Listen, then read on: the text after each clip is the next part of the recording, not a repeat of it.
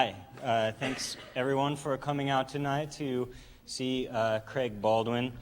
Craig Baldwin is a filmmaker and a curator whose films include Sonic Outlaws and Specters of the Spectrum. His interests lie in archival retrieval and recombinatory forms of cinema, performance, installation. He's the recipient of several grants, including those from the Rockefeller Foundation, Albright Award, Creative Capital, Phaline, AFI, FAF, the California Arts Council. Over the last 2 decades, his productions have been shown and awarded at numerous international film festivals, museums, institutes of contemporary art, often in conjunction with panels, juries, workshops on collage and cultural activism.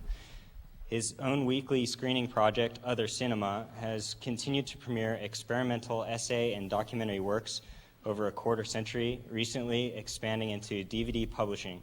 He's currently in the finishing stages of a monumental 2-hour collage narrative, Mock-Up on Moo.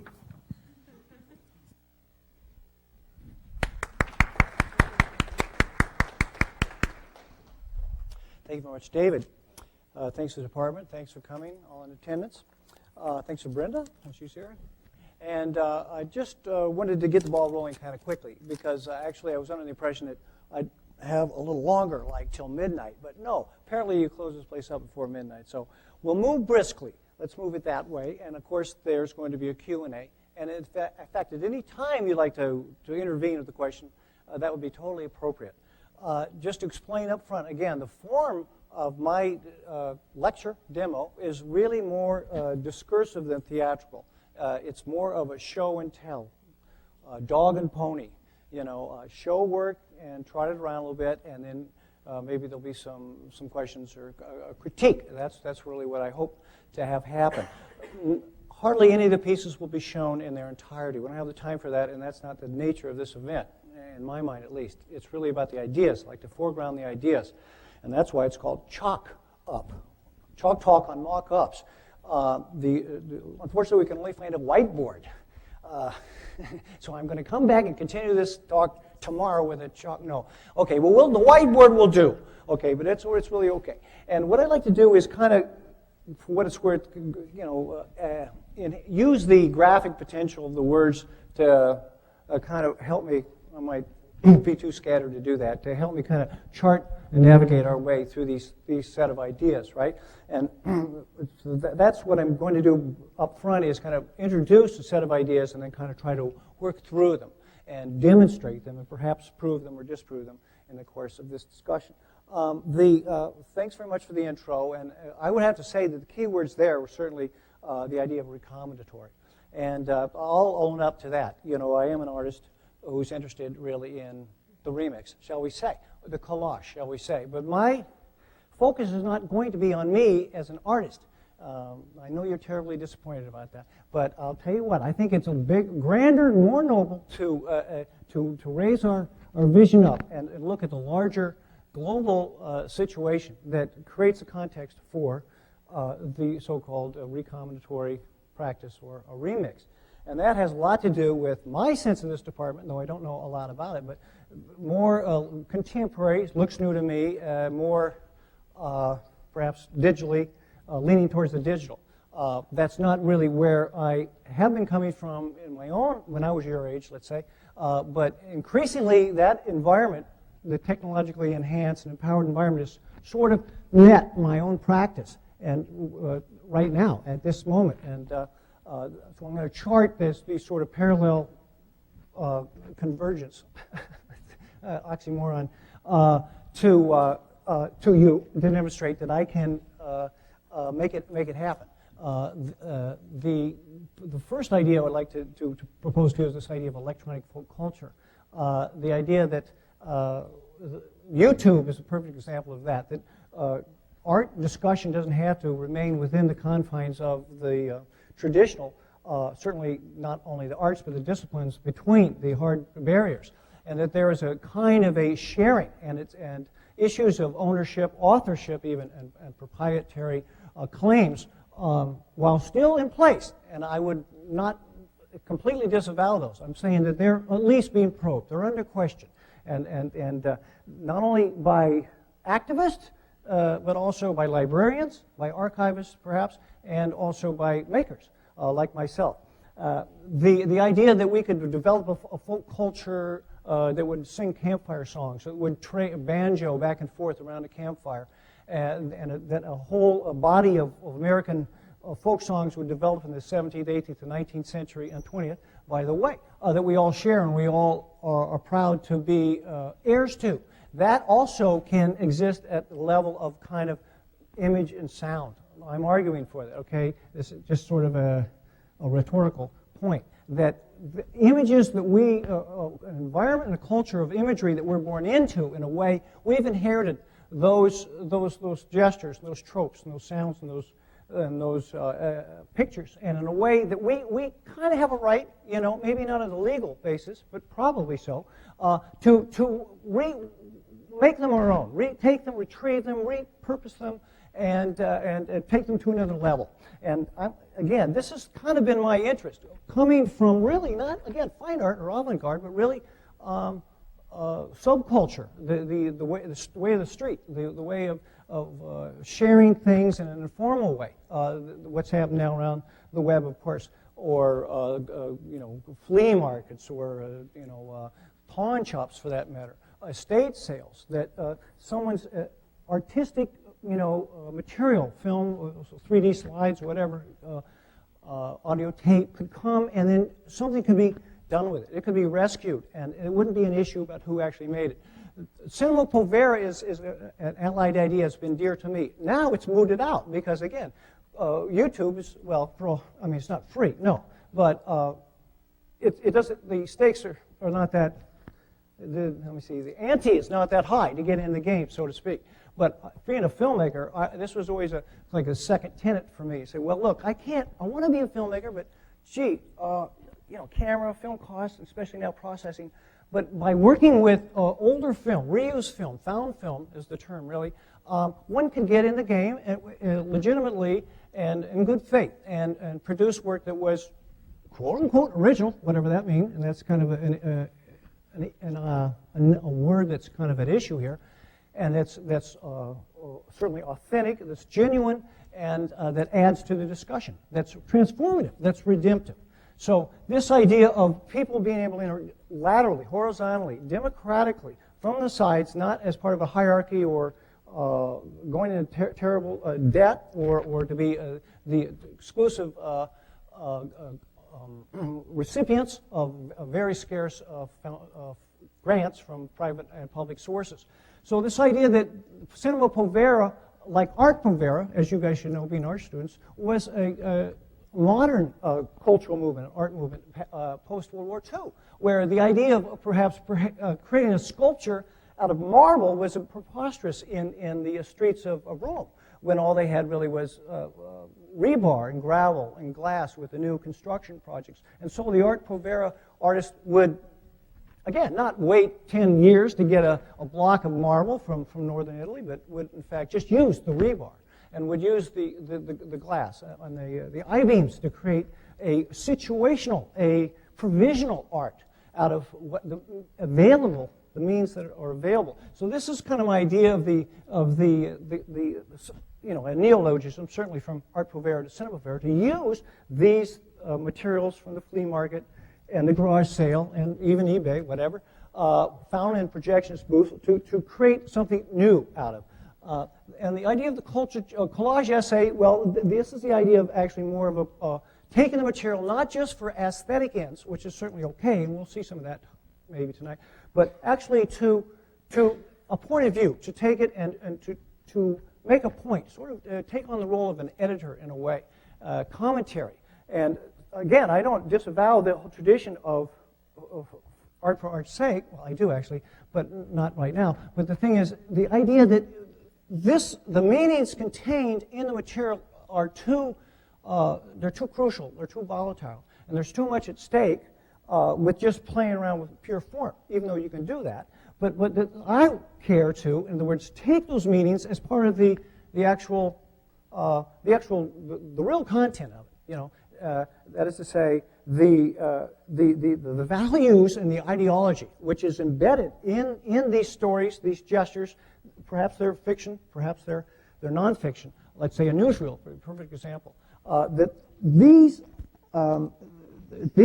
perspectives and ways of picturing society at a certain stage, let's say 50s, 60s, 70s, have within them a kind of a way of reading the culture, a kind of media archaeology is what I'm calling it.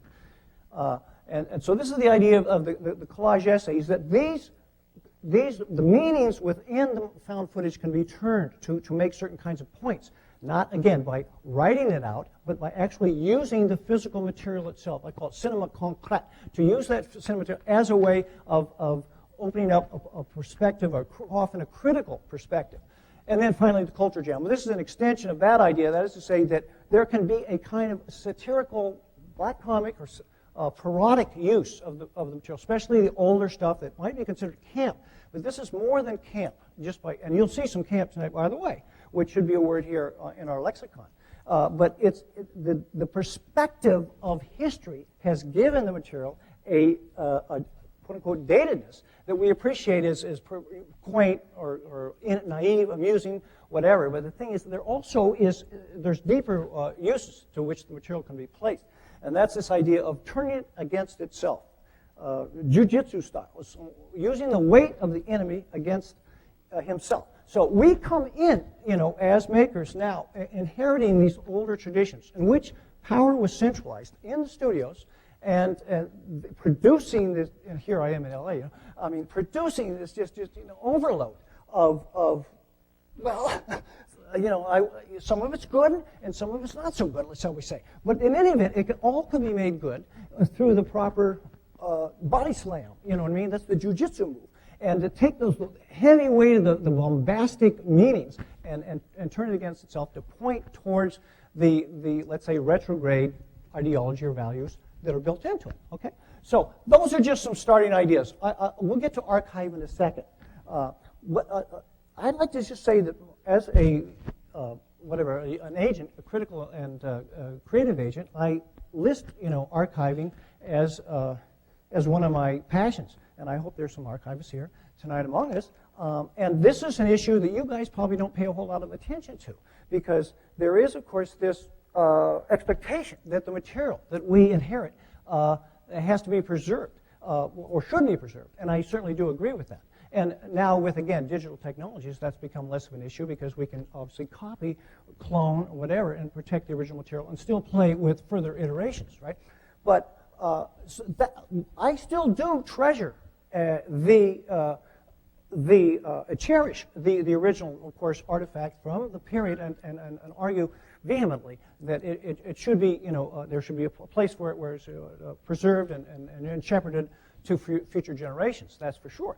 But for me, archiving was not enough, and leads to librarianship and again, sort of conservation rather than really, again, sort of this transformative use that I'm arguing for. So I got into making, in other words, through this collage technique that I'm describing. I also, at that time, being associated with other makers in San Francisco, became involved in, I guess you could say, an alternative space kind of movement when we started a micro-cinema. All right? So I'm just giving you the larger picture now before we get into my work. I hope you understand that of course, we have a space online that you can visit called Other Cinema, and here's calendars that I hope you all will look at, by the way. And the idea, and that's what I'm saying about take it off of me and take it back to the community, this scene pre-exists me, certainly, or will exist after me.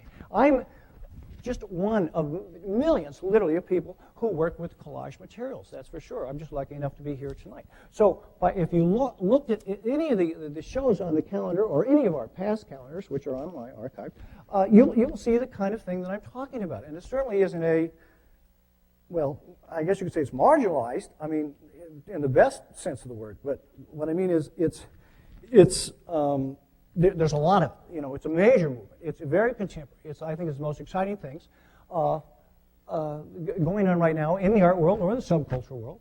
And in fact, through YouTube and other kinds of file sharing technologies like that, it's become basically mainstreamed. And, well, again, which is not necessarily good or bad. It's just fact of life. So there must be something here about the ideas that reflect our zeitgeist.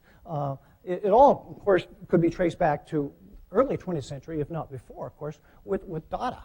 I mean, at that point, collage in the 20th century was perhaps the prototypical art form. And the 21st, it's hard to say. It's certainly a major, component of anyone's aesthetic now, I would argue. So what I've done through 22 years, believe it or not, of this kind of curating has led ultimately to making the material available to people who don't have the benefit of certainly living in San Francisco or having a micro cinema in their own city. And I think anyone should jump up right now and let everyone know about what the local micro cinemas here. I don't know if it's that active of a scene. There is one in Venice, I know, Jerry Fialka, Documental, if you're familiar with that, and also Echo Park. Film Center is a great one, by the way.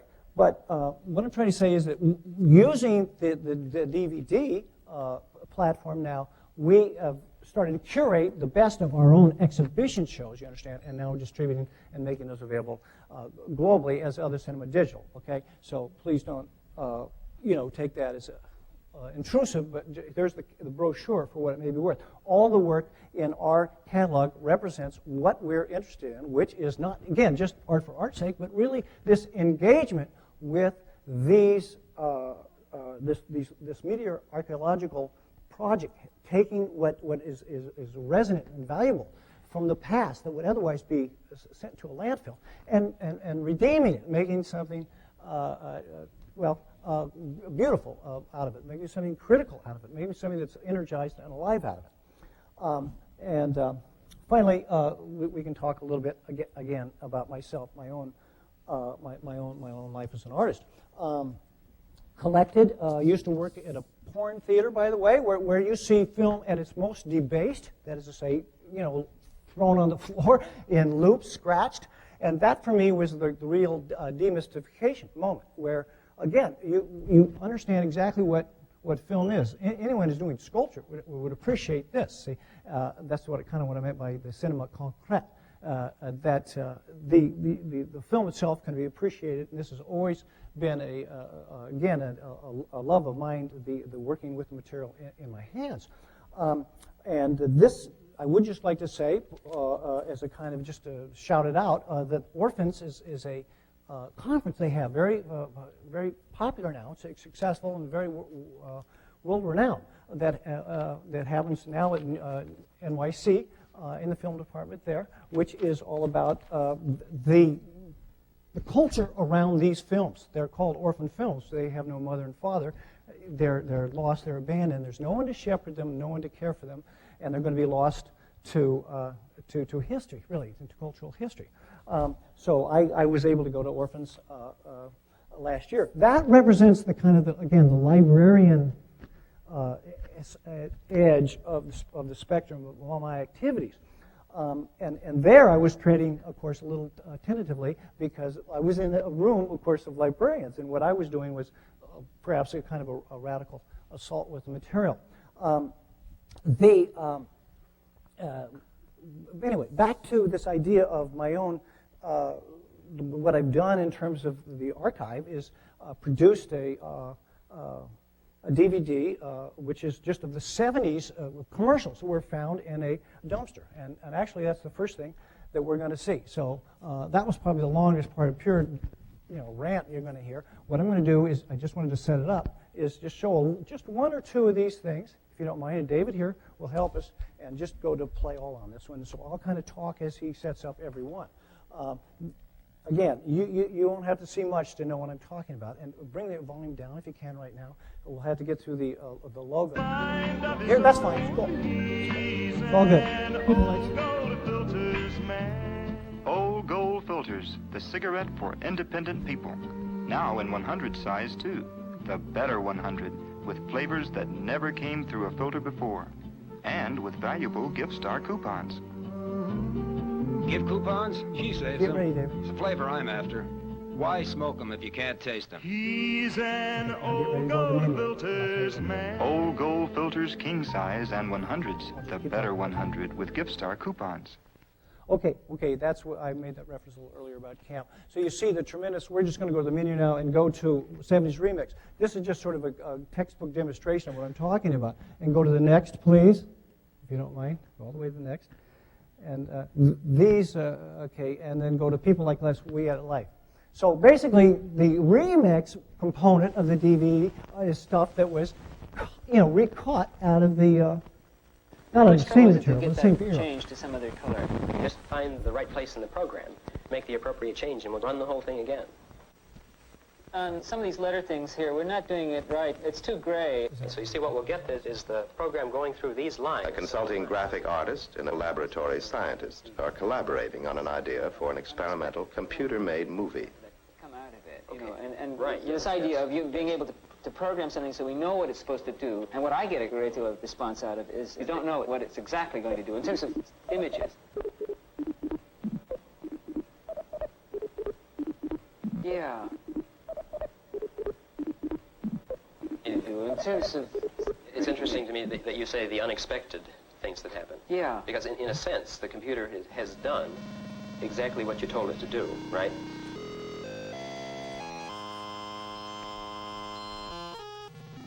The entire musical score accompanying this film was composed on a computer that can produce nearly endless variations of sounds. Leave it perfectly in focus.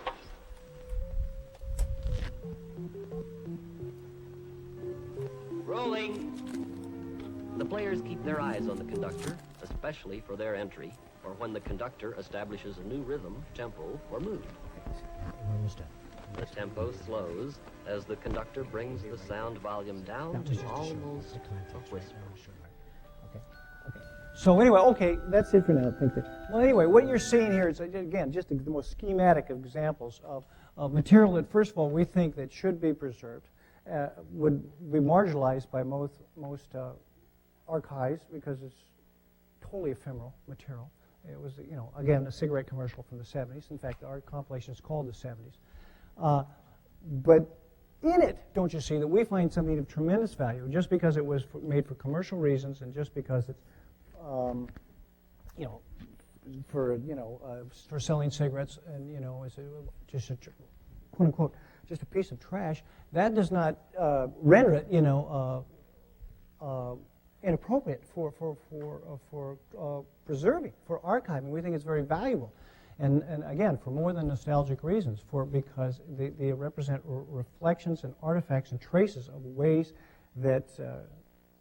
That we looked and we talked and we thought, traces of ideology that will be very valuable, now already, what I mean, just 10, 20, 30 years later, certainly for the next generation and the generation after that. But more than that, see, this is like the two sides of my project, you see, is the preservation and then the remix, the idea of taking the material and then again creating a third thing, be it a mashup, a collage, and this kind of thing was really more of a composite made by people like us, if you're familiar with this great audio artist. Her name is actually Vicki Bennett. It's only one woman. She's British, who created these this wonderful thing you saw the head of, which is called We Edit Life.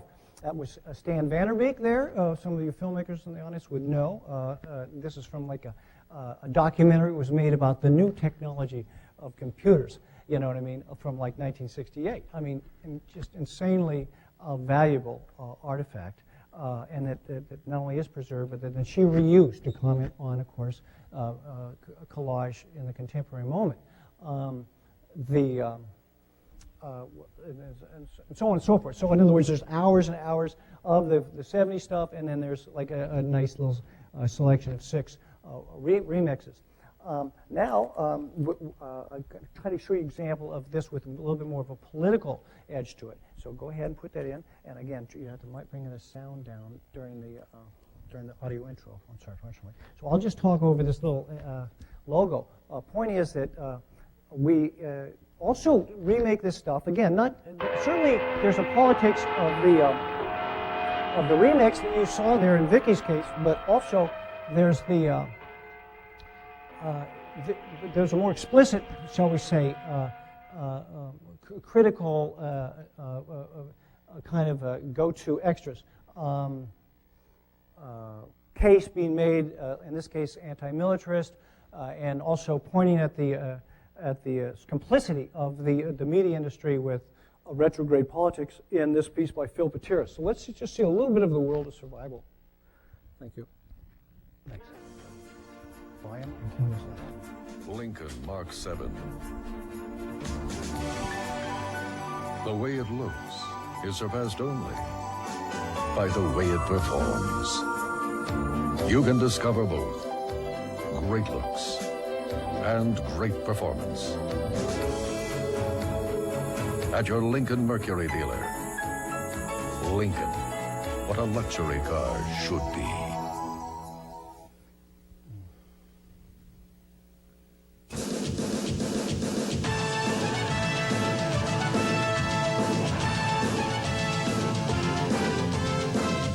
CBS Sports coverage is sponsored by McDonald's. It's a good time for the great taste of McDonald's.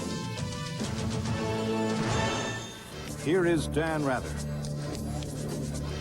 Good evening. The United States of America is at war.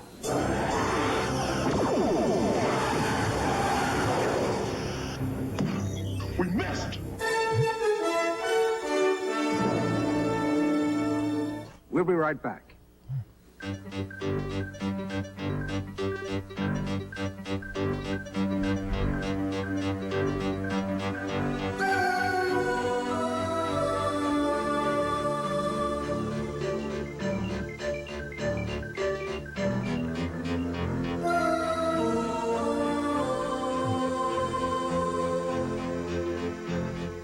All our science, all our technology,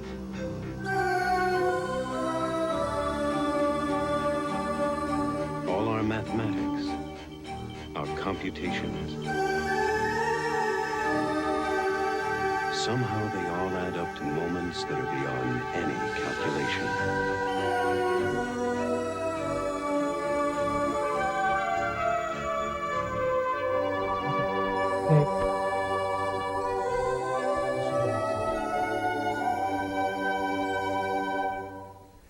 Okay, so again, that was made in 1991, you know what I mean? A long time ago, and it may be seem obvious to you now, but like again, this is part of this tradition of a collage that I'm kind of briefly described right now.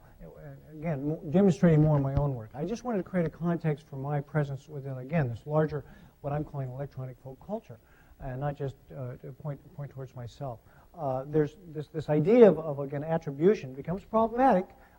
It's not my problem, just so you know. I believe much more in this idea of this sharing and this idea of adding on. Here is material, and you make of it what you will, and then pass it on to. Go ahead, and I'll talk over them. Bring the audio on out. No, you had this out, didn't you? Yeah, you had that out. May I just make another little brief plug for Creative Commons that you should certainly know about. And again, being fine artists, maybe you're less aware of these initiatives, but the idea of Creative Commons, again, in the world of, let's say, libraries or archivists or documentary filmmakers, for that matter, and even scientists, for example, who do research, right, are very happy, heartened to know about this project that comes out of Stanford. Lawrence Lessig, a person you might be familiar with, he's in the news practically every other day, who actually was the lawyer who went up against Apple some years ago in their, the Windows suit, all the way to the Supreme Court. Very young man. Started the Stanford Center, I guess, for Internet Law, right? Which is, again, is sort of a tabula rasa. You do anything you want there in terms of developing priorities. And he took the case forward that there should be this valorization of sharing and this movement horizontally, laterally among users, and that the barriers between consumers and content providers should not be just absolutely rock hard that there should be some give and take. Fair use is one provision within that. Fair use, not to get too legalistic, is the provision within extant copyright law that lets contemporary makers use previously existing material for certain kinds of approved uses, like what I'm doing now, which is academic criticism, or it could be for parody, for example. See, so the idea of Creative Commons is something that was developed by Mr. Lessig, the people at around that law center there, and in fact they invited Negative Land in, if you're familiar with them. We'll see a little bit of them a little later. I'm a movie of my own, stop now, and to kind of give them advice about new protocols for putting a copyright. As you may know, you know, as famously said, that if I drew a picture on a cocktail napkin, if the moment my pen is lifted from that napkin, that drawing belongs to me. See, and if you in any way use that, you would be breaking the law. Well, some of us think that's just a little bit silly. You formerly used to have to register copyright, by the way. You don't have to do that anymore. So it's a whole culture of privatization, of course, that's overtaken the world of image making. And Creative Commons is an alternative to that, where you can choose to have another kind of copyright, like the one I'm arguing for. That is to say, I can say, well, I have CC attribution on my work, and that means you can use what I made, you know, under certain kinds of clauses. Like maybe you have to attribute, you have to credit me, or you have to give your thing to the next person who wants to use your thing, or maybe it's not for sale, for example. There's 4 or 5 different clauses within the new set of Creative Commons copyright, the schemata there, which is widely available, and in fact now is that software is available on many machines, you know, many applications. So what I'm trying to say is not to get too abstruse here with the legal thing. This is the same thing at the legal level that I'm talking about in terms of artistic production, that it's an idea whose time has come.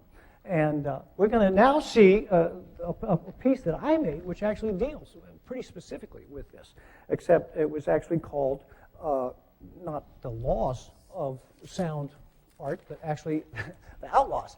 As it's called Sonic Outlaws, which is a pretty long documentary that we certainly can't see much of right now, but just to give you a sense of the argument that Negative Land was making, okay? So if you just go to Sonic Outlaws, you go to Sonic Outlaws, is that the one that came up for Sonic? Oh, there you go. And go to Play All. No, go to Chapter Selections. All right, and we'll just see just a 3-minute interview now, 5-minute with Negative Land to see what I'm talking about here. U2 lawsuit. Thanks. Well, it was just after a show one night. Volume. And this person, I didn't know there was anything. This person came up to us and We were all naked. handed us this tape. Oh, that's really what started it? That's right. That. And on this Really? tape were these Casey Kasem outtakes. One of them has stopped smoking. Another has lost 37 pounds, and another friend finally Once we went back to the hotel room we were at and listened to the tapes, and I was laughing so hard that my eyes started watering, and I was crying with, you know, tears coming out of your eyes. And I got to tell you, when I first heard him, it blew me away. And it still does today, every time I listen to the tape. God damn it. On these outtakes that we got, part of what he was doing was he was introducing the group U2, screwing it all up, and he was swearing all over the place. We were trying to think of a way to use these tapes in a way that was conceptually interesting. So we thought, let's have him talking on top of some U2 music. And that's how the idea grew. Then when we thought we could use this computer information we had that would play back top 40 hits on your computer and your keyboards, and we ordered that from some company. They had I still found, I'm looking for a song, all digitized, ready to play back, and you could arrange your own sounds to play the song on your own home keyboard. He's number one with a bullet. We're counting down the 40 biggest hits in the 50 states. And when we started thinking about the cover of the record, we were thinking, well, we'll call it I Still Haven't Found What I'm Looking For by Negative Land. And then we thought, well, that's not very interesting. Let's just call it U2, because we have this U2 spy plane. And the thing that was nice about the spy plane was that this was a spy plane that was shot down over the Soviet Union on a secret mission. It was going somewhere it wasn't supposed to be. It was looking for things. The song, I mean, this is kind of boneheaded sounding, but the song was called I Still Haven't Found What I'm Looking For, and this was a spy plane, and the image just kind of went in a really nice way, and we were going to make a record that we were doing things that probably we weren't supposed to do. However, we didn't know at the time we decided how prophetic it was that the plane was shot down. In May 1960, an American U-2 reconnaissance plane on a high-altitude intelligence mission over the Soviet Union is detected. The pilot, Francis Gary Powers, is placed on trial for spying, found guilty, and sentenced to 10 years imprisonment. About 10 days after the single came out, a 180-page lawsuit landed on our doorsteps and on the doorsteps of SST Records. SST's response was immediately to cave in to all of their demands. The record was pulled from the shelves. All remaining stock, they were all sent back to Island Records to be destroyed. There was a tremendous amount of pressure to go along with what how SST wanted to handle it. And we were also led to believe by the lawyer who handled the case for SST and for us that SST was going to split the losses with us. Then we were informed by SST Records, surprise, you're paying for the whole amount. Well, SST had the money. They have assets, okay? They are the company that is, grossing millions of dollars a year. We aren't. SST to turn around and sue us, which of course they did when we put out insert magazine picture here, when we put out the magazine, the letter U and the numeral 2, which was our attempt at documenting everything that had happened. We got sued for putting that out as well. This time our now former record label, SST Records, was very unhappy with... Whoa! They were quite unhappy with how they came out looking in that. We thought it would be pretty interesting to present all of the facts as press releases, the lawsuit, all the communications, and bundle it all up in this magazine. It was really made in a lot of ways like we make our records. It was just a lot of pieces of found stuff in a way. It was almost like this novel that was writing itself. The magazine made it clear to any discerning person that SST Records was fairly hypocritical to their sort of anti-corporate rock principles. No, actually, we've got free legal help, which is actually called pro bono legal help, funnily enough. Okay, good. Now. Split up, that's fine. Okay, there's another one. All right. Well, there you go. I mean, and again, I don't want to get into all the details of the Nederland case. You probably already know it anyway. It's just discussing what fair use is, and it's too technical, to be honest with you. My whole argument here is that this thing is subcultural. It's folk. It exists on the street and on the ground as a good faith social contract between citizens, whatever. Be you an artist or label yourself an artist or not. The negative land case was, for me, too good to be true in terms of embodying these same issues, about intellectual property. And the whole thing was actually coming to a head. It's completely, over the top now, that's for sure. There's a climate of fear and litigiousness. And, of course, it's exactly this enlightened approach by the Creative Commons people that I think is really sort of shows the way forward out of this, just using common sense in a way, and what I call a kind of a potlatch spirit. Everyone sort of making a contribution and sharing, and not nobody really exploiting anyone else. Perhaps it's true that Nederland was unwise to use the name U2, on their cover. My film doesn't necessarily try to defend them. They lost their case, by the way. But for me, it was settled out of court, for the record.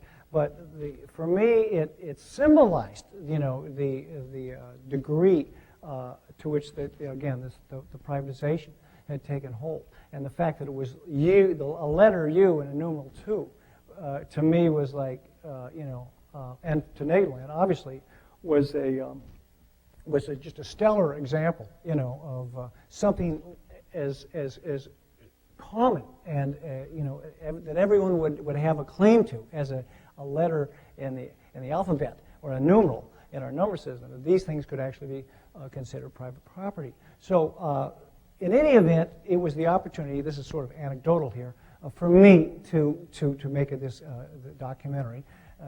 Big deal. There's a lot of documentaries made about these issues. But the important thing is, and this is the second strand of my argument, is the idea of compilation, the idea of not making a documentary that was all talking heads, even though that's what you mostly saw in that very short clip. But it's not typical. The documentary itself was a collage, in fact. There were a few clips there. So my argument was that through demonstration that I could make my argument rather than a didactic, hand-wringing, guilt-ridden, moralistic sort of, hectoring sort of do this, don't do that. I could actually celebrate collage, and in the act of it, sort of embody incarnate, so to speak, these very real issues. Well, anyway, the thread that I've now introduced to you guys is the idea of the compilation and the different ways in which films can be considered as compilations in a way. And again, back to the archivist in the audience, if he's here, we're all very familiar, of course, with the compilation documentary, and which is what we mostly see now, actually, if we watch nonfiction material on television. World at War, Victory at Sea, for example, the History Channel, a perfect example. Well, of course, that's pro forma. That's bread and butter to the television biz.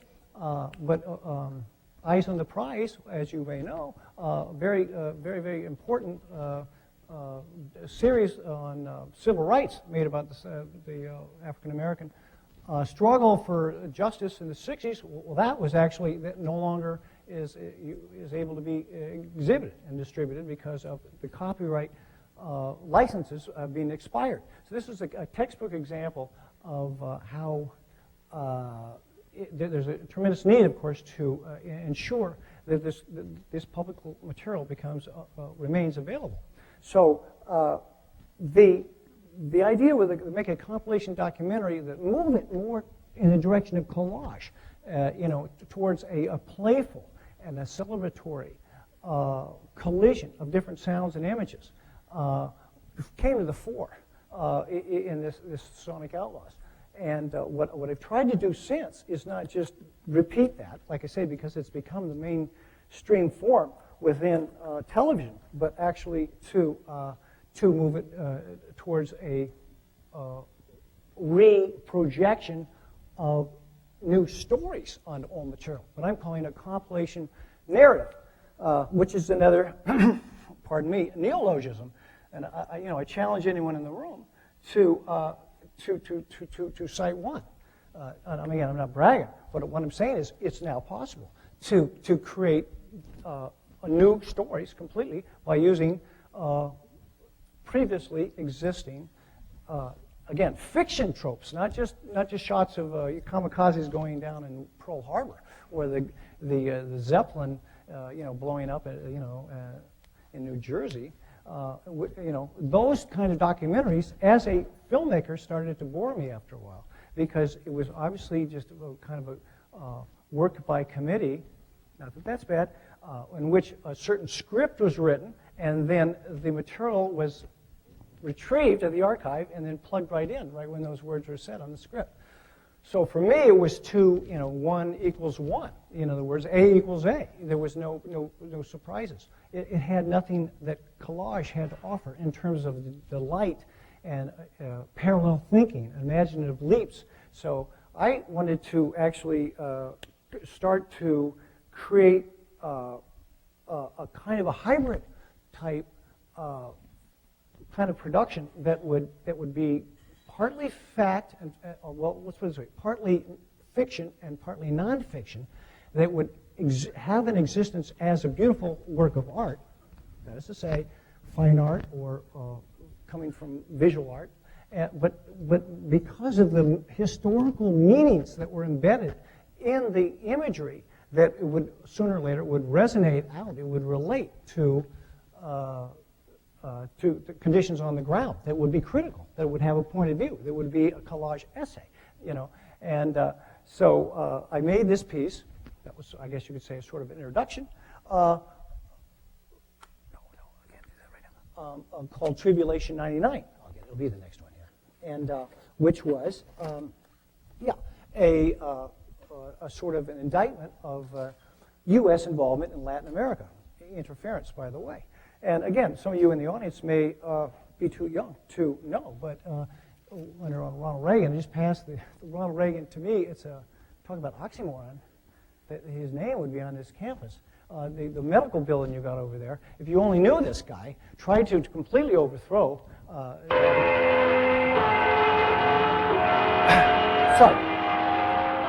the democratically elected government of Nicaragua by sending a bunch of mercenaries in there. So I suffered, well, I mean, it's not about my suffering, but I gnashed my teeth, shall we say, under the unethical policy of our president at that time. This was late 80s, and I made this piece, which was, again, a critique of his sort of paranoia, his racism. And but I didn't, again, want to make a sort of a hand-wringing type, easily read, what'd you call it? Just a mirror image, you know, of his bad policy by claiming that I was morally superior. What I chose to do, which is possible with this material, is to take the material and sort of science fiction films or horror films mixed with newsreels and then sort of exaggerate it in the form of an editorial cartoon. As I always say, an editorial cartoon, it isn't a newspaper, right? I mean, in other words, it is has a place within journalism. And yet the cartoon makes its case through a graphic gesture, right? It's not like all the editorials or the letters to editor on the editorial page. It's an actual work of art that is a very dear part of the editorial page. And that's what I ultimately saw myself as doing, as making, again, a good contribution to political discourse within the country, but not, again, by necessarily an argument based on facts, but one based on visual material. And so by taking shots of Central America, as well as these horror films I've talked about, that all had this deep anti-communist ideology built into them, I thought that I could create a critique of the Reagan Contra policy through a grotesque, through an exaggeration, and through a parody. And so let's see a little bit of the first 8 minutes of Tribulation. Just go play all the work. Thanks. I'll bring these lights down. Thanks.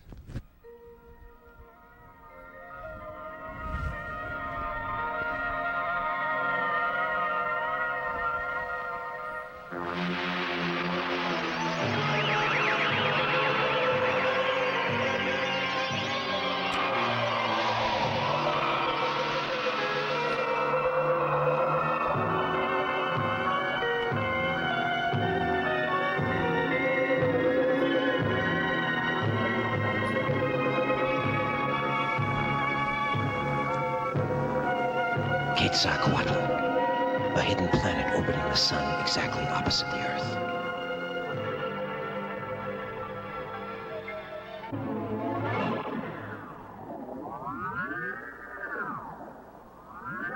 A thermonuclear war 1,000 years ago blasts the planet apart into the billions of pieces that form the asteroid belt between Mars and Jupiter.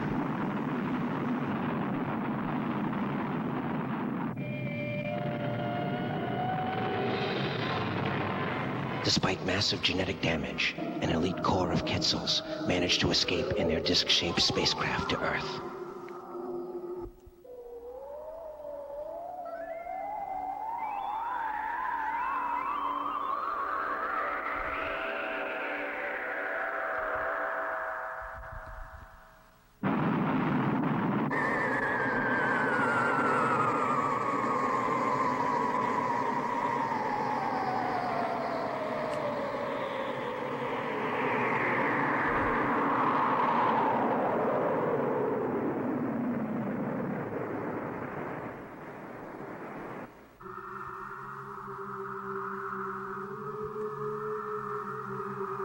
Through an opening in the South Pole, they take refuge in the hollow interior of our planet.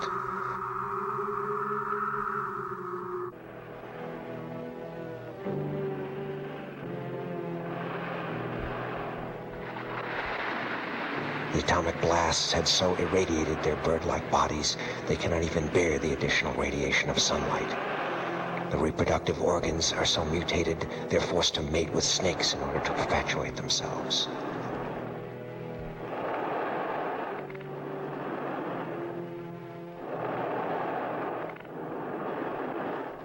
The blaze of noon made him a monster.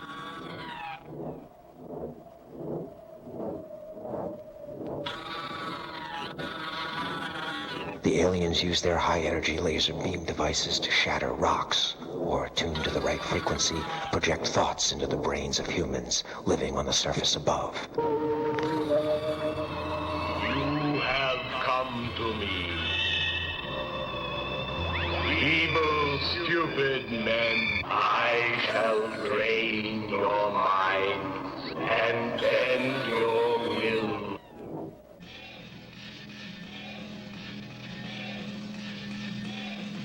The slimy creatures tunnel between catacombed cavern worlds, constructing huge cities out of their own excrement, practicing their saucer maneuvers in the internal atmosphere of the hollow Earth.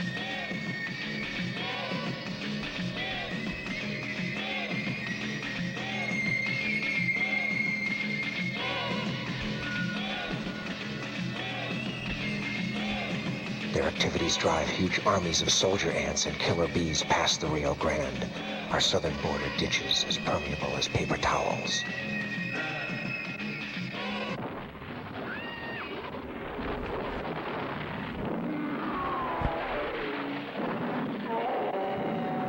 Over 10 centuries, the Qs mutate into ever more hideous forms, slithering through vast and twisted systems of subterranean caves, burrowing up through the soil, causing landslides and swallowing whole villages, worming northwards towards the United States' soft underbelly, digging under Fort Knox, SAC headquarters, even backyard bomb shelters, infiltrating our water supply and sewage systems, menacing all the bridges across the Mississippi River. At its own natural frequency. All bridges are designed to swing a little, but this one got out of hand.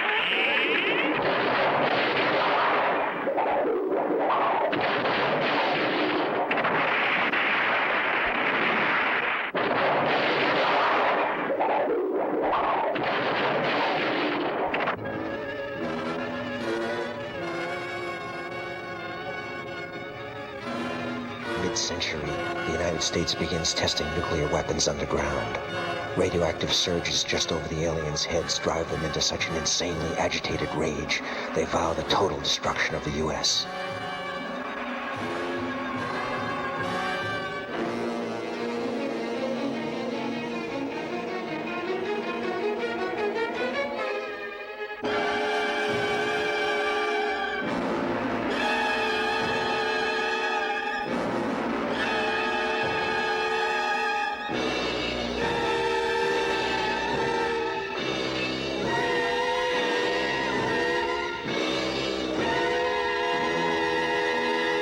As a self-defense measure, President Truman sets up the Central Intelligence Agency to intercept, decipher, and document Q communications. Secretary of Defense James Forrestal, the first casualty of the counterintelligence campaign, leaps to his death from a window at the Bethesda Naval Hospital.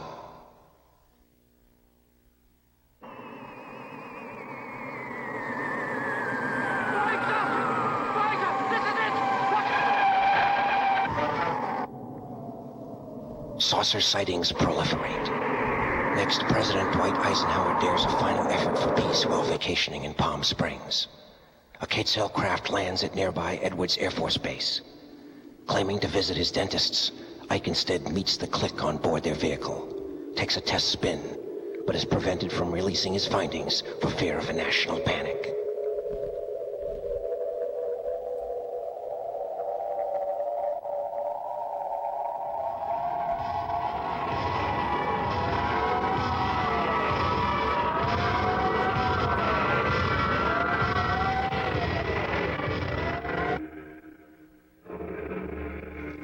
Ike's shocking report suppressed. The mayhem throughout the Americas is instead blamed on the alien's well-placed humanoid double, a certain Jacobo Arbenz, president of the Central American Republic of Guatemala.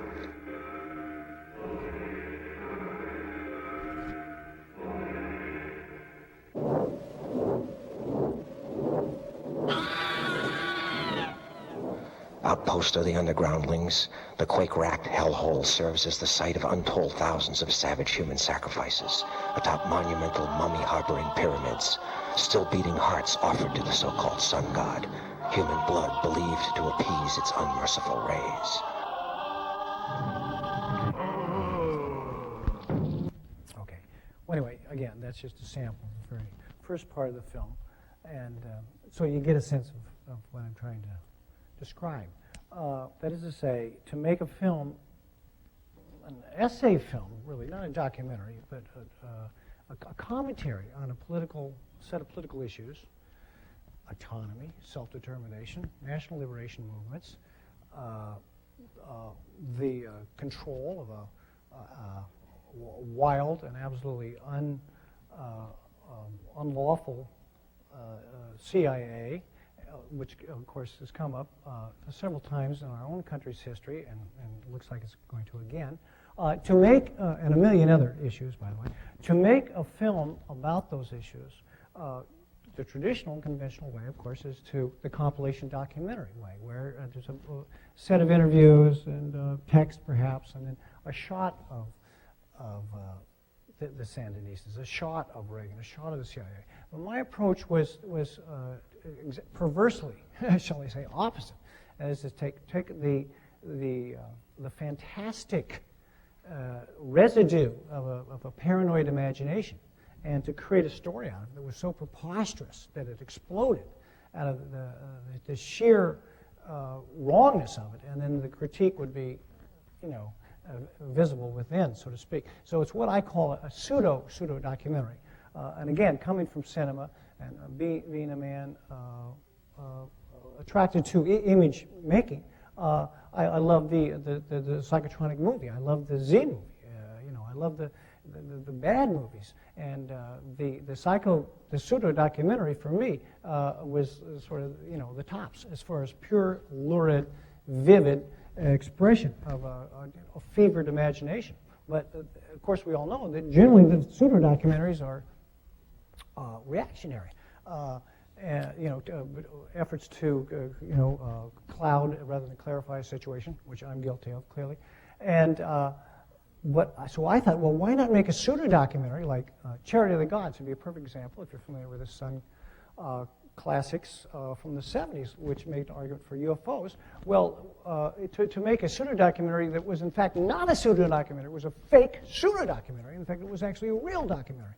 And so that's what Tribulation 99 is. And it works, or it doesn't, but I hope that it works on the strength of the marshalling, don't you see, of the montage of these diverse forces that demonstrates, again, an imagination that's excessive, over the top.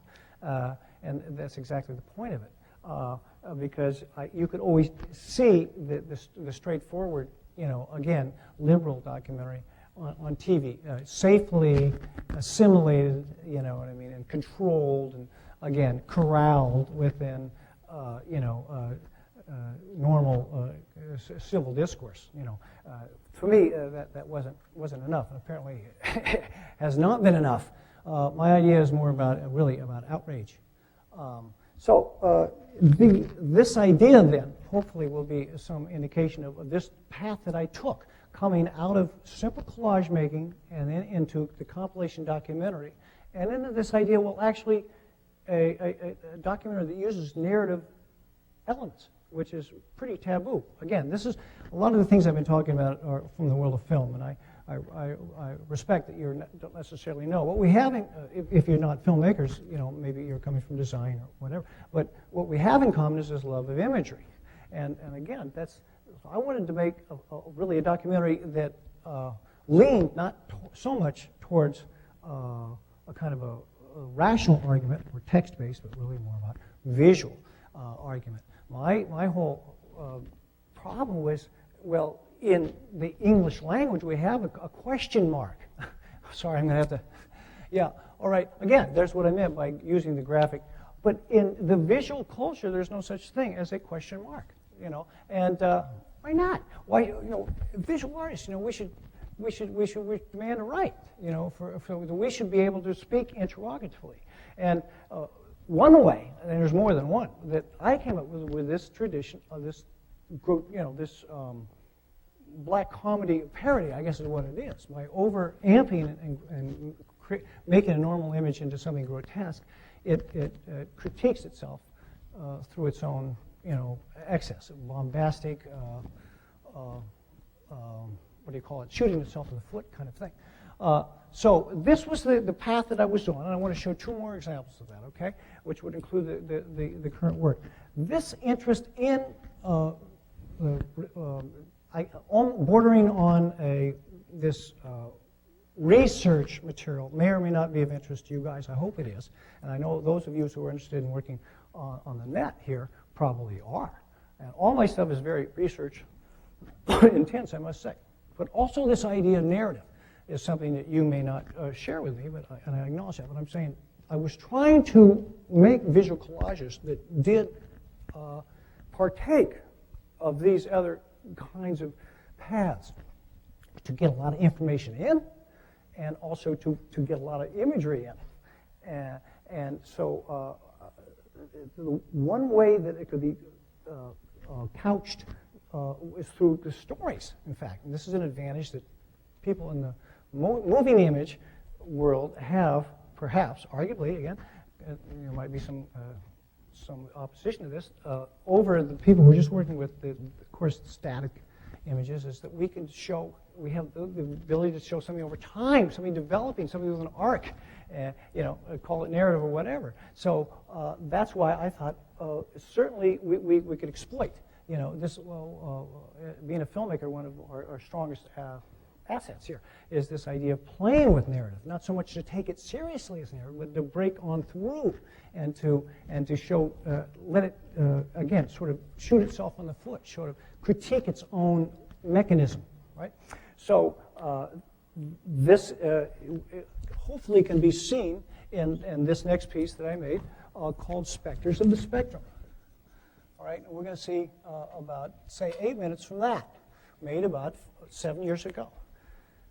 Just to set it up, Specters of the Spectrum, again, I was disturbed by the concentration of power in fewer and fewer hands. And it's built in, of course, with the way that the technology, the communications business, I guess you could say industry, is organized, constituted, especially in this country. Hopefully you'll be able to see it was a natural progression from the argument that I was trying to make in Tribulation 99, some 5 years earlier, which was about intellectual property. That is to say, who owns ideas? In the case of Specters of the Spectrum, I said, well, take it to the next level. Say, well, how about who owns the infrastructure? You know, who owns the means to transport, convey, broadcast, transmit the ideas? Well, so I became, again, doing the research on the development of certainly Morse code, and certainly the radio, certainly motion pictures themselves as a apparatus, as a technology, photography, radio, computers. And this was, just so you know, and again, we won't have enough time to get into, you know, the content. This was my motivation as an artist to again make a film about these issues, about the consolidation of power in the telecommunications industry, but through a visual means, something that again partaked of gesture and storytelling. What I designed in the end was this basically feature-length piece, which is a long collage film. Take my word for it. You know, there's not a lot of feature-length collage films around. I mean, there's a few. I'm not saying that I was the first, but I'm saying that it's difficult to hold together 90 minutes or more of pure collage because people expect certain other kinds of forms to kick in. So one of the solutions was, in case you're interested, was this creation of chapters, you know, and modules in a way. And another was this very schematic narrative that was just used as support for the ideas. And that hopefully the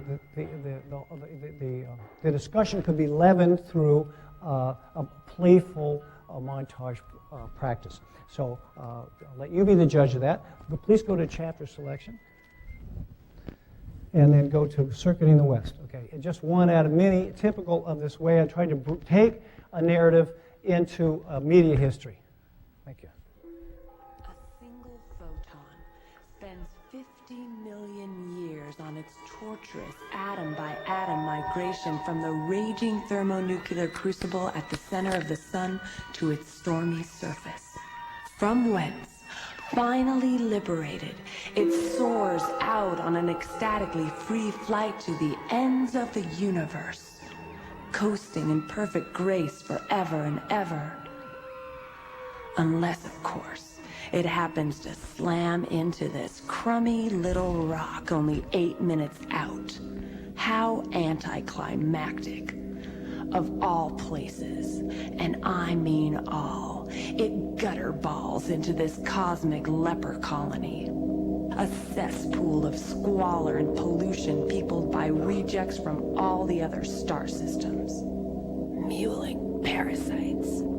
Average human we got now is a dim, forgetful, weak, superstitious creature who, ruled by ignorance and fear, only knows to lash out reactively in gut impulse and greed. Like the flock of mental cripples who flail against our trailer walls every night, utterly devoid of any creative impulse, any critical faculty, any ethical aptitude, total psychic amnesia.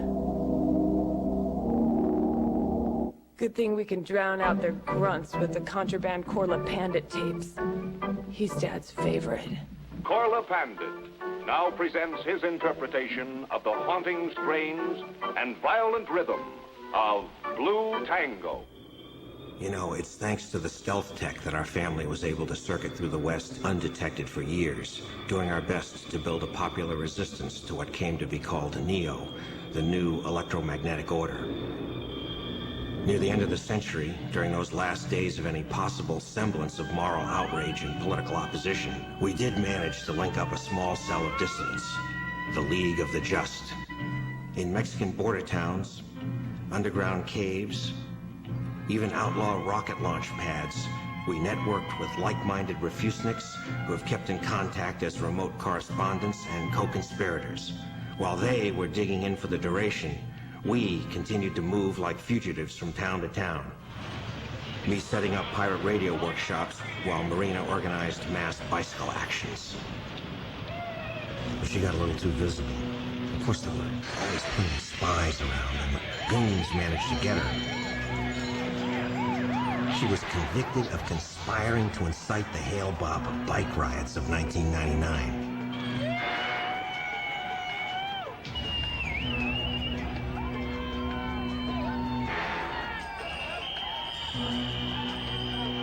They had to make an example of someone.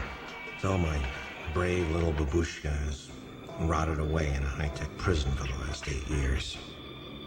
Marina was among the first wave of convicts to be locked up in the private prisons that have proliferated just across the Mexican border since the end of the 20th century. With the redoubling U.S. prison population overflowing governmental penal facilities, private multinationals jumped in to capitalize on the state's security needs. The new owners cover their costs by putting the inmates to work. The cruel irony is that my wife is now conscripted into the same enemy detection technology that so compromised my mother, assembling night vision equipment for the Department of Defense. Scientifically impossible to accurately determine the position of an electron within a metal conductor. In fact, it's bions that tell the electron where to go. And bions are made of pure thought. Brilliant.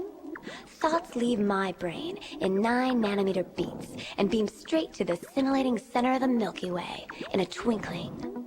That throbbing quasar in space called the Big Burster is really the foaming chaos of thought frothing at 100 million degrees Fahrenheit around the rim of a white hole. The cosmos receives every thought, good or bad, and grants it life and sends it back to its owner. Like all the film producers who've thought up monsters will be haunted now by their own creations. King Kong and the Gremlins will be real. Hate thought will come back as real gargoyles to haunt those who have hated. All the phantasmagoria screaming from the sky, and people fizzing, fritzing, and frazzling as their foul thoughts are returned. The crawlies and monsters will come back to kill their masters.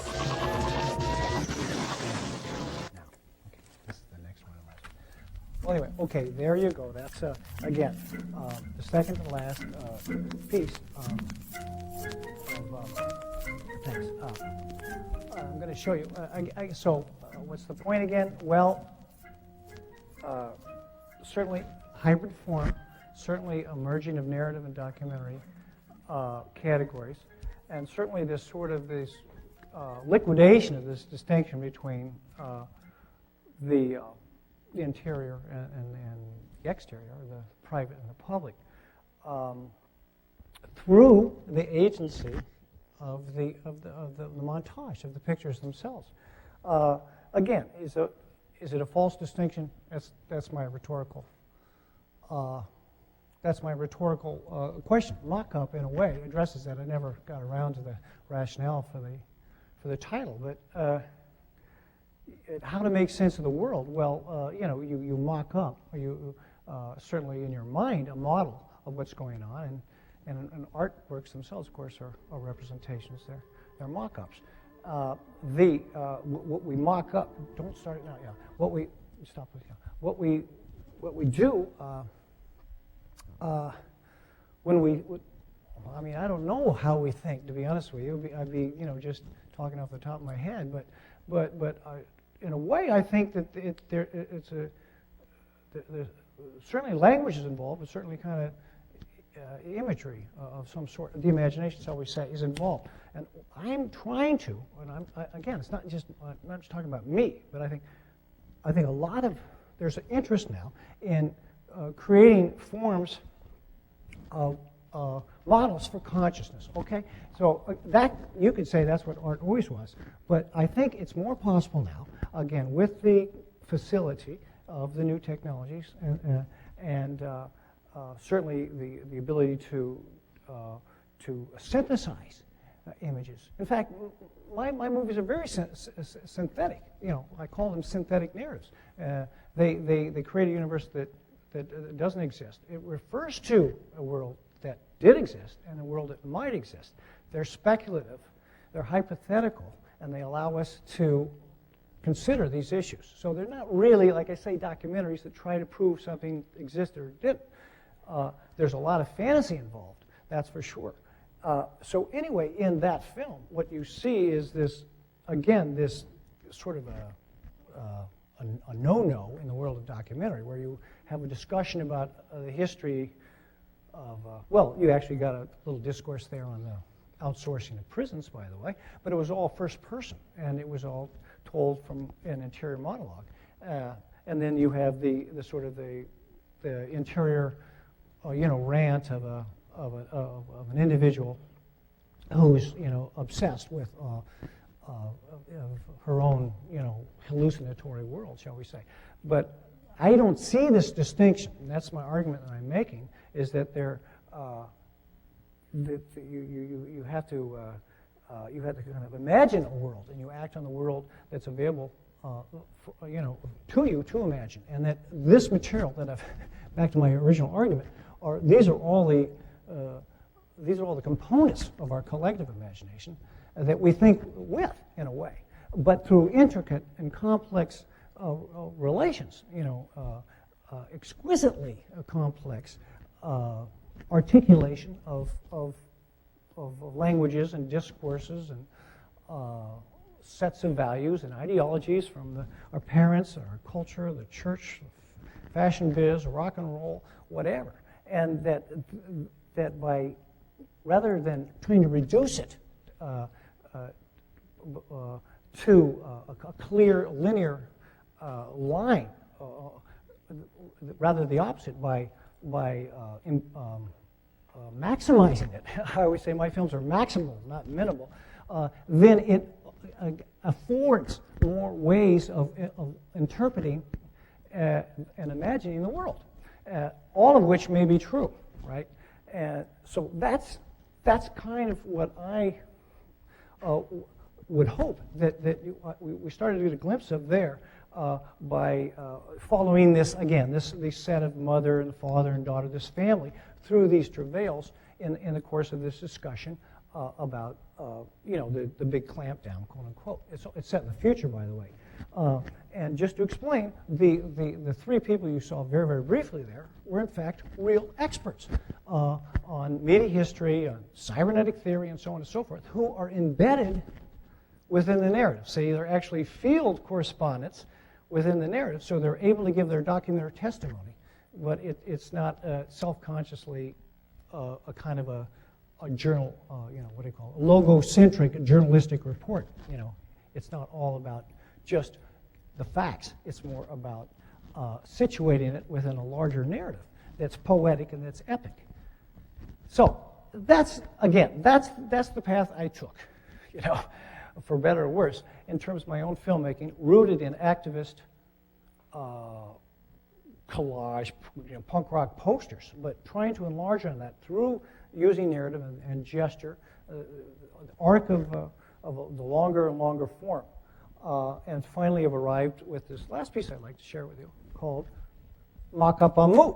So here's our mock-up word again, which I'm very fond of, by the way. And Moo is my fantastic virtual world, which really stands in for the moon in a way. And Moo means a lot of things, by the way. So it's something that you can read your own way as sort of an off-world. Now the thing is, I will say this much, that I won't show too much of this, and I won't take up too much of your time. Hopefully I'll have a little Q&A afterwards. I'll show maybe 15 minutes of it or so.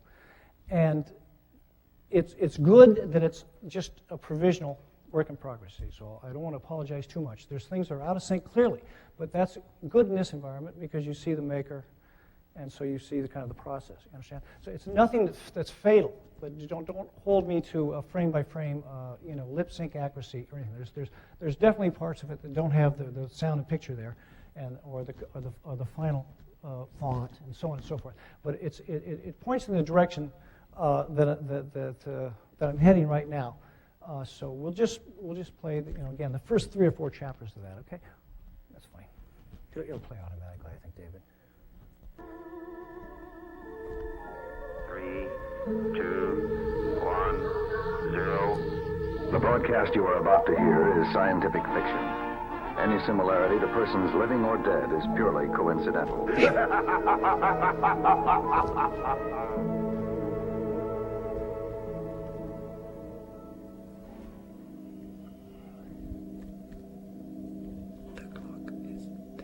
I hear something. Destroy all monsters. Sticky figments. Sticky figments. I'm sick of them. Picture bits carried by cosmic rays. The strange case of the cosmic rays.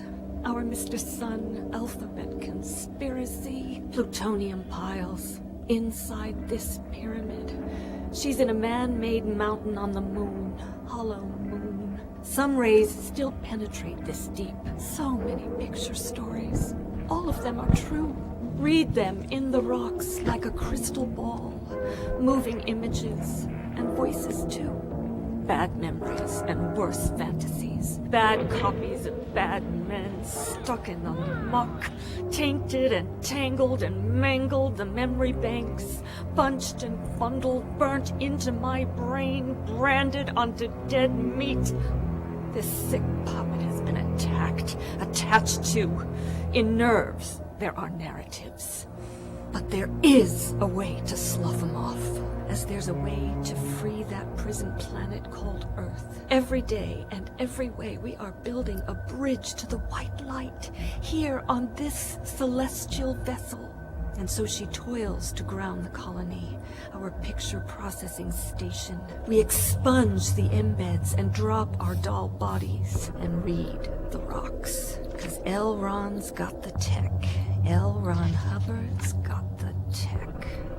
We welcome you as a new servant of the glorious planet. We have implanted our life in your brain, and you are now a slave. Will do what we tell you to do.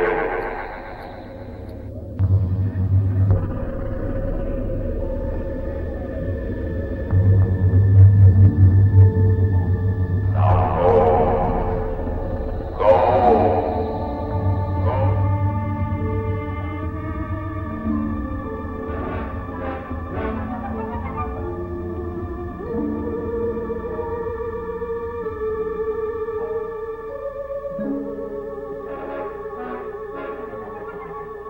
In the not-too-distant future, there will only be madmen pouring and forging a new world.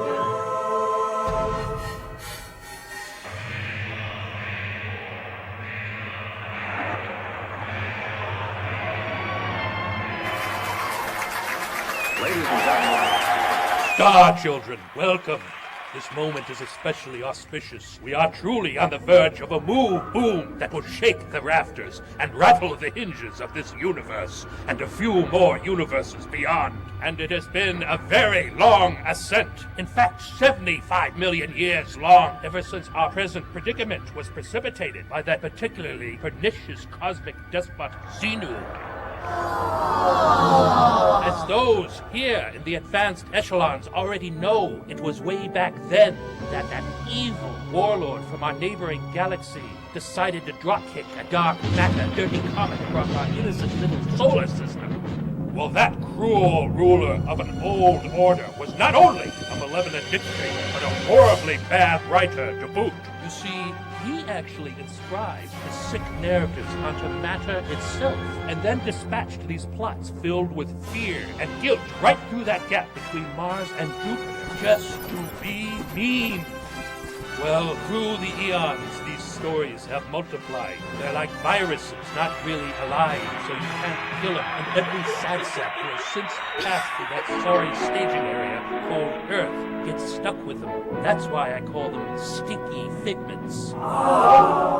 Now, some centuries back, I was finally able to take down this bastard Xenu, captured him with a spoon, believe it or not, and chained him up in a secret cave. But I won't tell you where just now. Too much science too soon would drive you insane.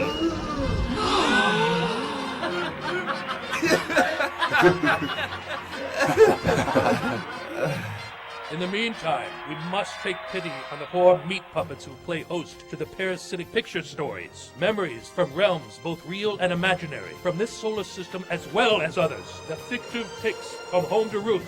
They take root on the nerves. The phantoms of false consciousness and plant the memory multiplex with post-hypnotic obstacles to our advance along the ascending arc. I say away with all pests.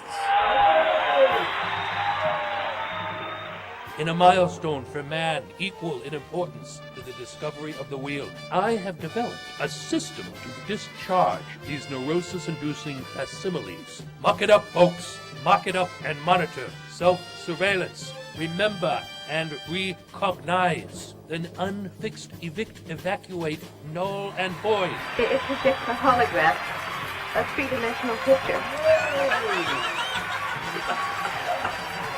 Which brings us to our mission to rescue the rest of Homo sapiens through this, our off-planet rehabilitation program. We must keep our mental research park up and running. Whence comes the pyramid that you're building? Through luck and lobbying, I'm proud to announce that Mu has been granted exclusive rights to all future nuclear waste from planet Earth. Yes, And we've secured this commission for the next 10,000 years. We are going to bootstrap the Moo business plan up to the next level with the considerable dispensation from this indispensable disposal service. Plus monies from depleted uranium sales, of course. There is no half-life to our Moo mission. The ascending arc extends to infinity! The pile's residual atomic energy is now powering our therapeutic community, with enough juice left over to light huge logos across the lunar plains for advertisers back on Earth. We're calling it the new face of space, and naming rights to craters also to be sold. Dark side, half price. But for now, Moo needs minds, more souls for the ascending arc, and so an exciting new enterprise entreats on the event horizon. And its name is, yes, you got that right, Moon World. Yes, fellow pioneers, all of you are on the ground floor of an immersive recreational retreat right here in the City of Tranquility, to encourage lunar tourism and prime the pump for a new wave of colonial migration. And the centerpiece of our extraordinary extraterrestrial experience, moonwalks, based right out of the very same lunar lander left here exactly 50 years ago. It's ours by eminent domain, and that's no simulation, folks. Come to relive the glory of Apollo 11. Stay to relieve the trauma of Apollo 13, Dune Buddies. Space Golf will even set up a special celebrity center. Get some of the stars from the original movie who are still living, and also those between lives. We'll do a remake. Now, Voyagers, I'm so excited, and I hope you are too, to work hard to lift the species up, and away. Seize the heavens! Now, let's get to our questionnaires.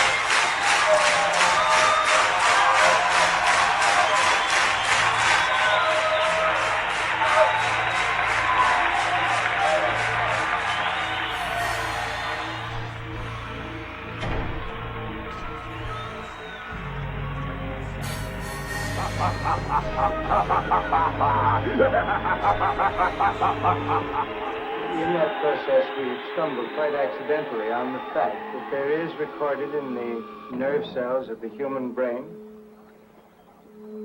a complete record of the stream of consciousness. All those things of which a man was aware in any moment of time are recorded there, and all the sights and sounds which he ignored and the thoughts which he ignored are absent from that record. Look behind you. He will not recognize me. He has been subjected to a machine we call an infinitely indexed memory bank. Center of the entire operation. Messenger C reporting as ordered, Commodore Hubbard. This is unbelievable. Fantastic.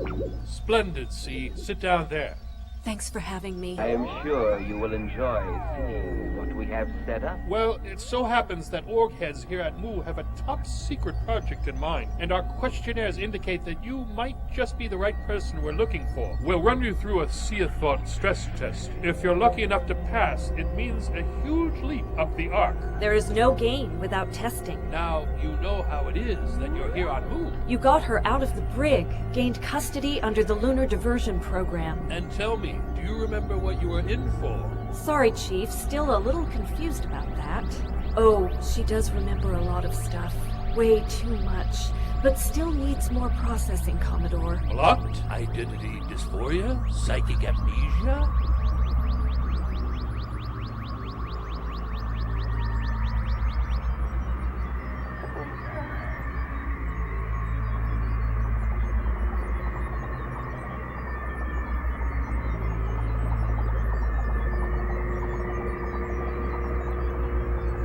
Put on the edited tape. Right. One thing's for sure. We gotta play this really cool now. Sit down. Right. Sit down, Murray. What are they saying? Dr. Russell Marvin. The tape. Exactly over your Everything we see has been taken out of our minds. Brain of man contains a record of his past, a living storehouse of remembered moments of all his days. If the fundamental workings of psi can be understood and controlled, then it may be possible to vastly expand the horizons and boundaries of the mind. A brain without a body. Okay then, clear your mind. And do not think of a flying saucer. Well, what came to mind? Oh, Commodore, I am so sorry. Notice how it appeared in your mind, whether you wanted it there or not. Exactly. See how the figments stick automatically? How right you are. Traumatic facsimiles are loose in the universe, and they're likely to latch on, little lady, once ingrained. They are mighty difficult to dislodge. However, neither are they reanimated in the same way each time. Huh? Here, in the gravity-free research labs of Mu, we have discovered that long-term memories are not in fact absolutely fixed. Mnemonic anomaly. In the process of remembering, there is actually a short period of time in which the figment is malleable or labile. Every time an old memory is pulled into consciousness, let's say by an environmental trigger, the brain takes the neurological record apart, updates it, and then makes new proteins in the process of putting it back into long-term storage. During this period, while the molecular rings are still open, certain natural biochemical inhibitors can intervene in the recomposition of the protein. The recollection is susceptible to revision at that time, at that site. Jeez! Essentially, what we do here is to call up, we say mock up, the extraterrestrial anecdote, and then through focused feedback exercises, stimulate that part of the brain called the amygdala to secrete its own protein blockers. Lo and behold, regrets are rinsed, sick fantasies flushed, bad movies erased. That's why we say you must remember to forget to remember. Or, wait, is it forget to remember to forget? I don't know. Eidetic entities on an electronic ribbon. Recall, review, re-record. That's right. Now, do not think about going AWOL from the Navy. What? Someone shirked her military duty? Who? Me? You walked off your job drawing battle maps for the Joint Chiefs of Staff. That's why I was locked up? See? You remember. My Commodore. Thanks for hearing me out. But where do all the bad copies go? It's not a hell, but a hole. Caverns on that third planet out. Session over. Now go.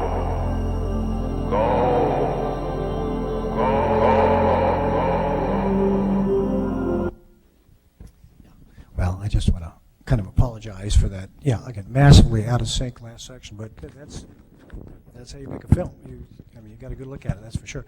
And in any event, you got a sense, again, of my intention, my direction in this, and there's it's a sort of the reason I wrote that word among many others on the chalkboard is because this idea of ventriloquism. Again, it's my strategy of using puppets from the world of prior motion picture history at science fiction films, as well as newsreels, as well as my own live action, and then to literally insert into their mouths my own narrative, and that is hopefully a way of, again, redeeming the older mediocre material, including my own, and also transgressing, again, against the idea of stable meanings, and to play and celebrate the possibility of infinite renewal, shall we say. And I also, lastly, might mention that it would be very helpful to know, and anyone who went to see this movie when it's out in hopefully 2 or 3 months would know that it's actually a story of Scientology. And of course, you in LA would be especially sensitive to that. And L. Ron Hubbard is named, but you would get that in the credits, by the way, which are missing right now. And again, this is too long of a story to tell. In fact, that's exactly the rationale for the movie. I will tell it in an hour and a half or so.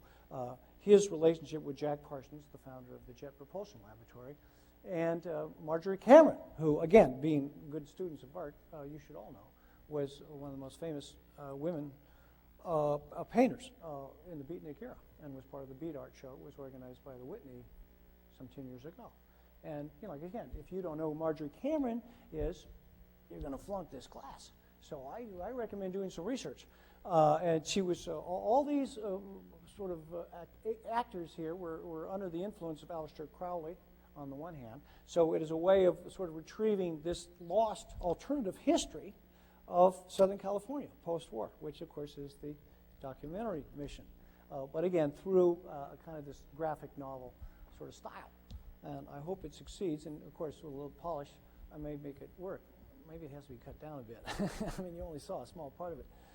My editor's in the audience, Sylvia Shuttlebow right there. And so maybe she'll have some ideas. But anyway, not to lay it on her. Any questions, ladies and gentlemen? Yeah.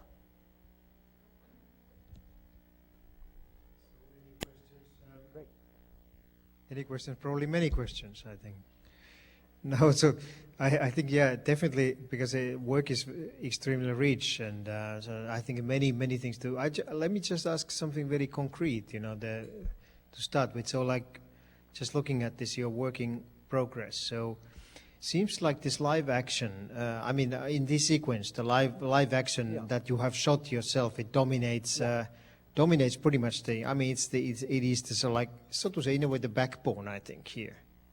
So that there's a lot of live action that you've shot here. So and the found footage in a way is in some sense it's like a subordinated to the live action. Is this typical of the whole film? So is the live action that you shoot so like going to sort of like run through the whole film? Again, as I said, it's not an easy task, but my goal has been to braid the live action with the found material, and to treat my own live action found footage that I shot myself as found in a way.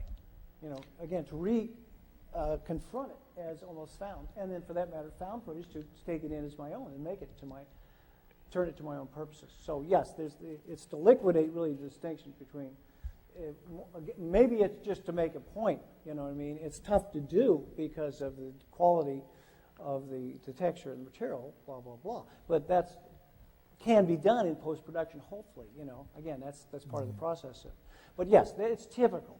The scenes up front are probably more live action because it has to lay down the story, see, so you have to introduce the characters.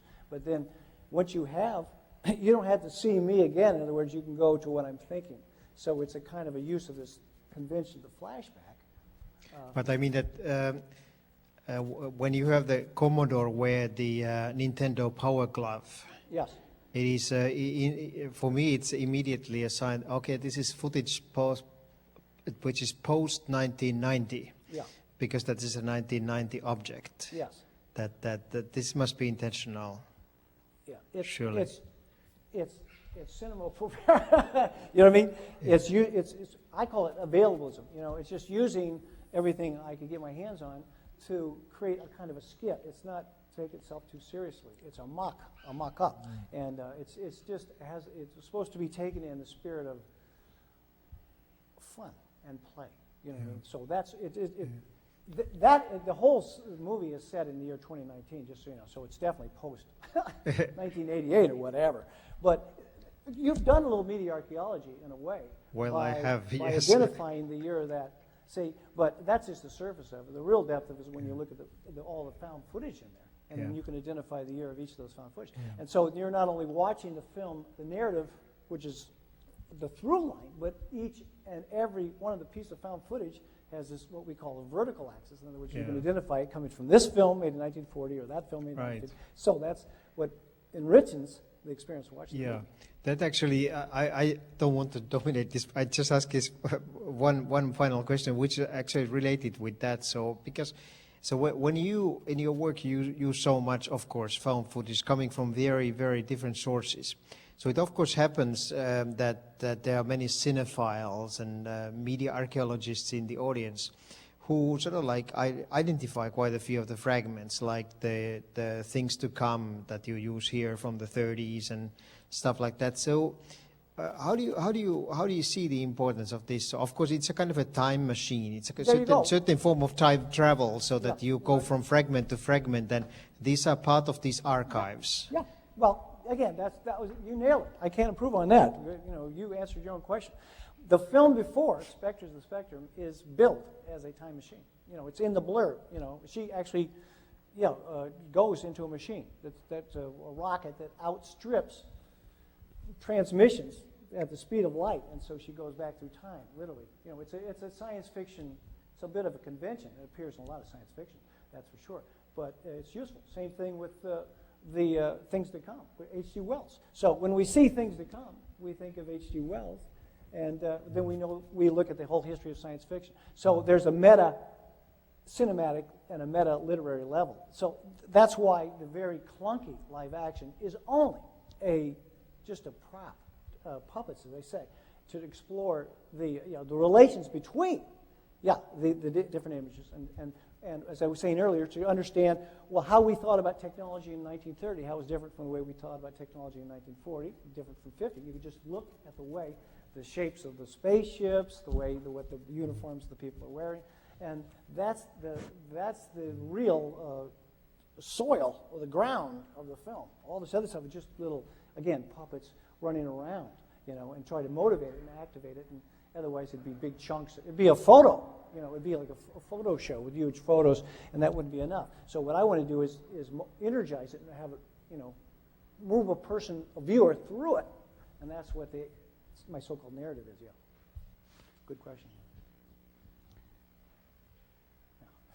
I don't want to just keep on asking one question, so. Hi. Is there any danger moving forward now that sort of like the ability to repurpose footage and things is much more common and easier to accomplish? Is there any danger as we go into the future, like a digital future, of those sort of cultural artifacts not containing as much inherent meaning as the old sort of physical film and the physicality? Wow. Oh, that was me. I'm sorry. Woo! All right. Yeah, that's a great question. That's a super great question. All right, you're opening a can of worms. Sorry about that. We would go. Yeah, we would go to the midnight on that. The point is, I'm not a purist. My whole thing was about impure. That's the whole. My whole argument is about taintedness and pollution and crossbreeding and all that kind of stuff. So I can't see myself as a film. I'll just say the film is different. That's a fair statement. It's true. Than video, certainly. I love VHS. Adore VHS for a lot of reasons. Again, and then digital, and then what follows digital, and it won't be 3D. I mean, in 5 years you'll have 3D in here.